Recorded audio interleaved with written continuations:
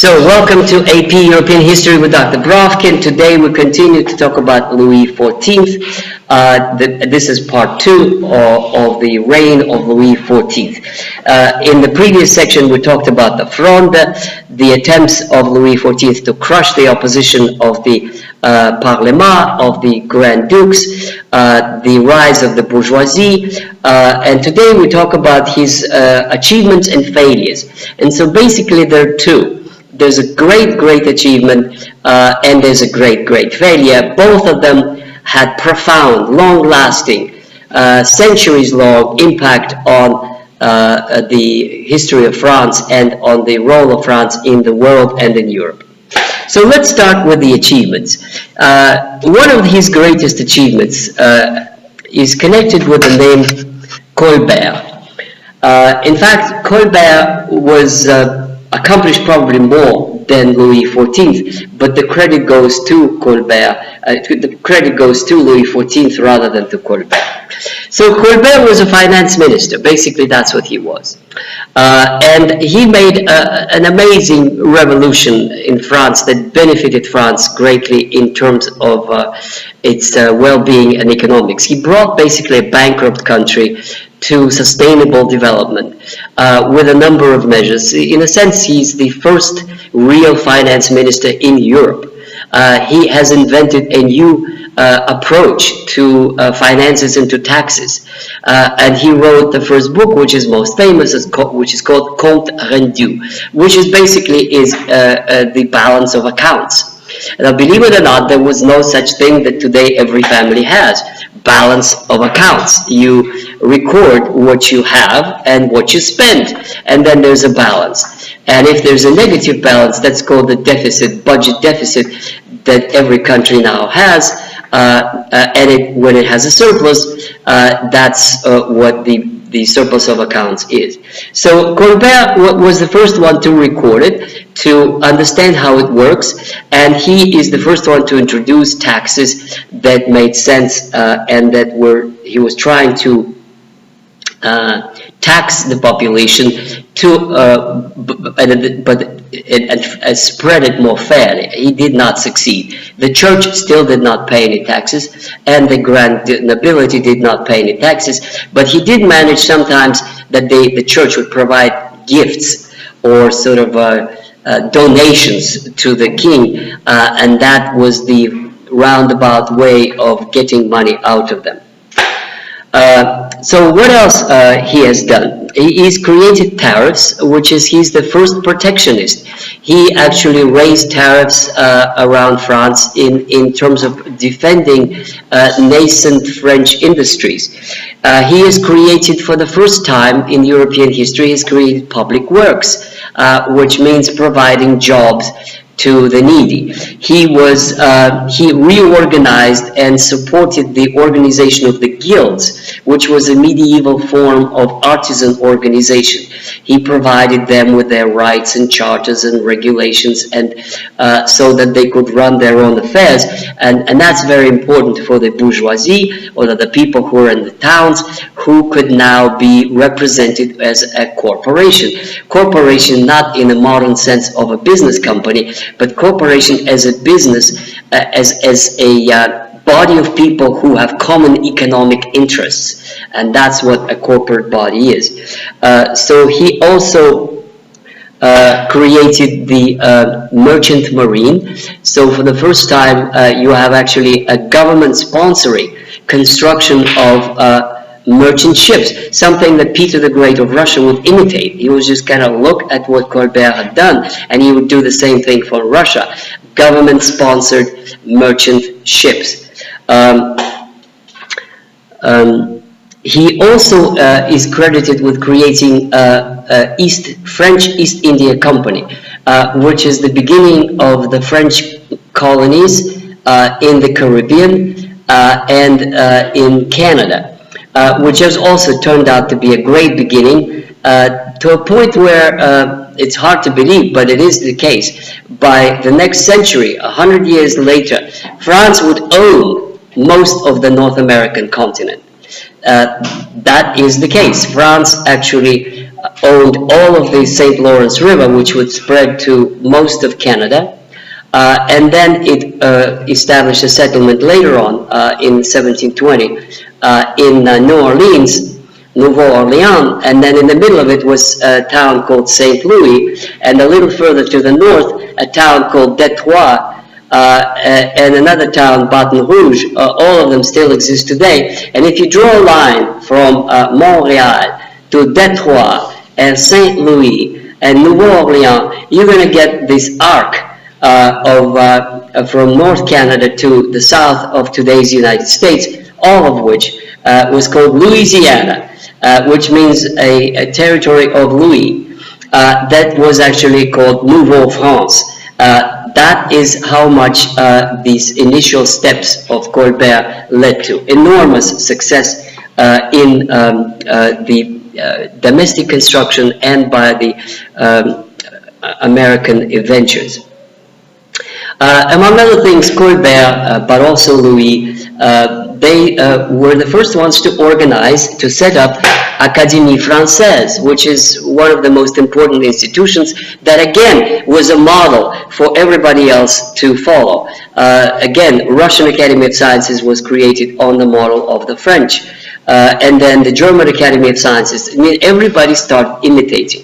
Académie Française was not only but also very much interested in French language and French dictionary and the rise of the beautiful French language that became lingua franca, to a point where centuries later, all nobility all over Europe spoke French. The court of Frederick the Great spoke French. His palace is called Sans Souci. In Russia, of course, in the 19th century, if you look at the War and Peace by Tolstoy, everybody speaks French. I mean, Russian is for peasants. Aristocracy speaks French. In Sweden, in Denmark, everywhere, even in England, even though they spoke English to each other, but educated people, the first language that they would study would be French. So French actually conquers Europe as the language of culture and communication, and that is why it is called lingua franca, the language that everybody speaks. Also, it was the first one, the first observatory was established under Colbert. So France, begins to sponsor sciences and arts, and this becomes a national policy. Now, together with Versailles and with Académie Française comes fashion, comes new architecture, new music. All of that shouldn't be forgotten. This is all French. I mean, to the present day, France is the capital of fashion and style and manners, and that has been established by Louis XIV's reign. It all kind of goes in a package. If you look at the way people are dressed at the time of Louis XIV, it's certainly very different from the strange, what appears to be strange outfits of a century earlier, with men in the stockings and so strange pants that really look ridiculous today's point of view, with something covering their penises in ways that are totally ridiculous. Anyway, the fashion in terms of Baroque art and Baroque architecture, it all goes together. Baroque is very flowery, very many lines, many flowers, many decorations. This new style comes with Versailles, which is also historical transition from the time of the 30 Years' War, when a home of a noble was a castle. It had to be defended because anytime some army would show up at its gates and destroy it. With the transition to aristocracy being the servants of the king, you have a new kind of palace. You have a palace like Versailles, and that means it's beautiful. That means it has gardens. It has rationality with it. You have alleys and fountains, and then you have beautiful women in beautiful dresses with their little umbrellas walking around. And then, of course, you have men equally beautifully dressed in silk and wigs.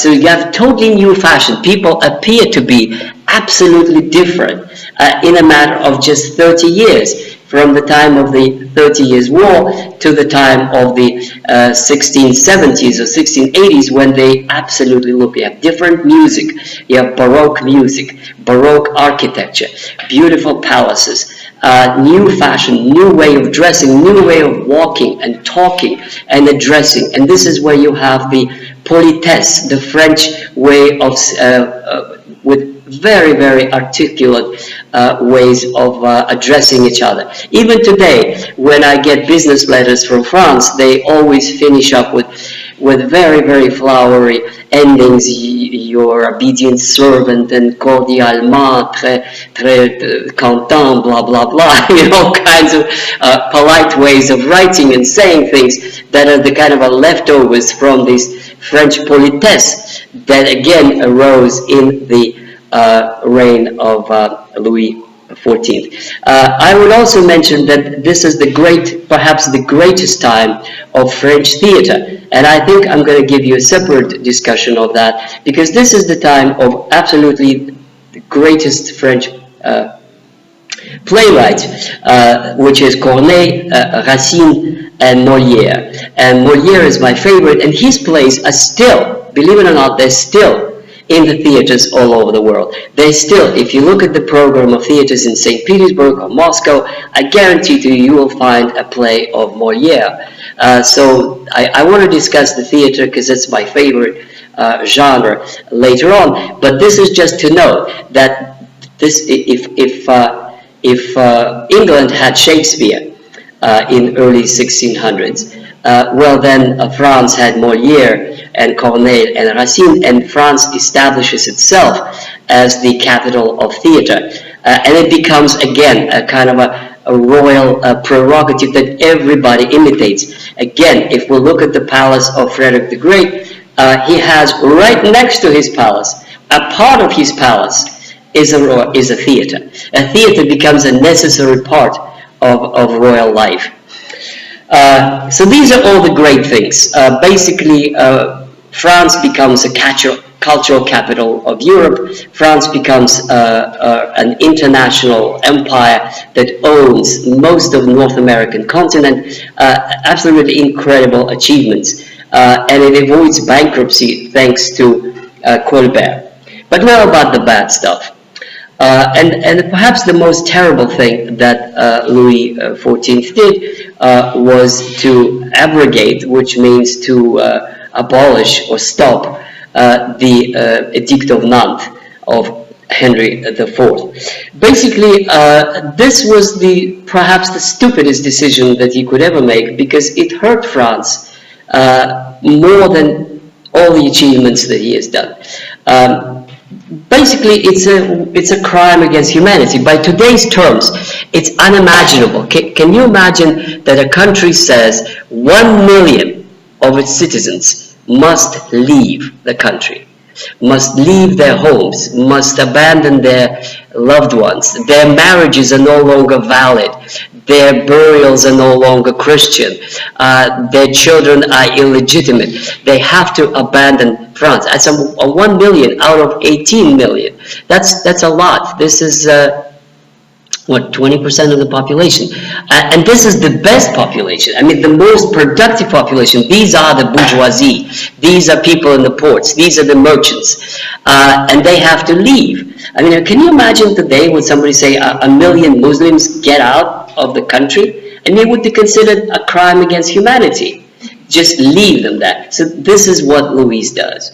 1 million Huguenots are forced to leave France. They go to Germany. They're welcomed in Prussia. One of the most beautiful today, one of the most beautiful two churches in Berlin are the Huguenot churches that are right in the center, a couple of blocks from Unter den Linden, the main street. They go to Russia, they go to Prussia, they go to South Africa, they go anywhere but the French colonies. And here I ask myself a question. What would have happened if 1 million Frenchmen had arrived to Louisiana? 1 million Frenchmen with families, which means 20 years later there could have been 2 million. And 40 years later, the second generation, 3 million.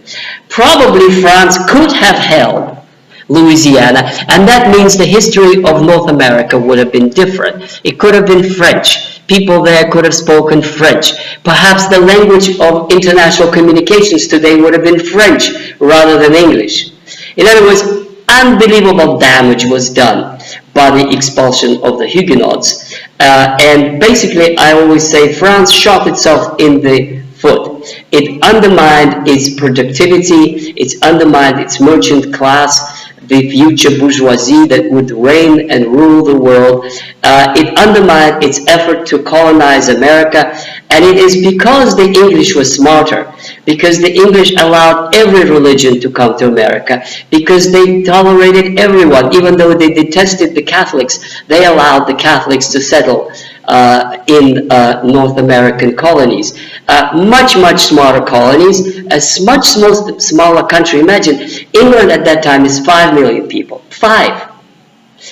France is 18. It's 3 times more people. And they own most of America. They could have had it. But because of that intolerance, because of that idiocy of imposing Catholicism and undermining the Huguenots and their productive capacity, they shot themselves in the foot. They destroyed the grandeur of France. Aside from these practical considerations, it is so cruel, it is so inhuman to just basically, chase out people from their homes, people who are French and who have been contributing to France, and the ones who actually paid the taxes, as opposed to the dukes and others who did not. So the balance sheet, Louis XIV is very hard to judge at the end of his reign what he has accomplished and what not. Both are true. On the one hand, France enters the 18th century as the great power, shining culturally for all of Europe, and all the monarchs imitate her.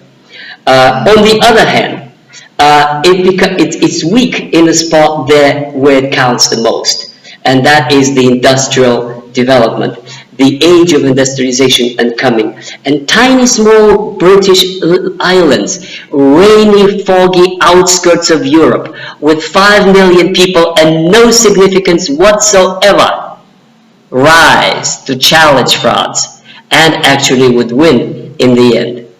Thank you. Don't forget to subscribe to AP European History with Dr. Brovkin and put your likes at the end. I'm waiting for it. Thank you.